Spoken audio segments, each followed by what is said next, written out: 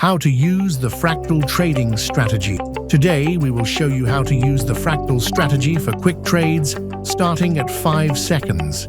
This is a strategy based on the use of the fractal indicator, which was developed by Bill Williams and helps to identify potential trend reversals on the chart.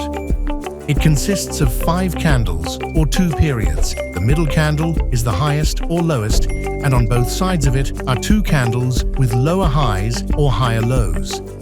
How to set up the fractal indicator for quick trades. Set the period to 5. Now the fractal consists of 11 candles.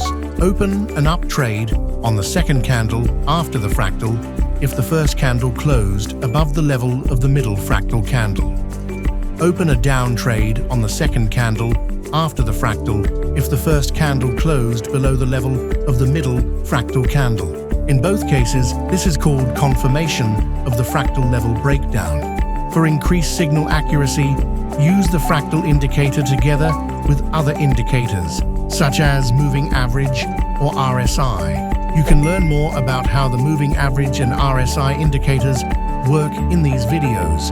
Try now. Follow the link in the description.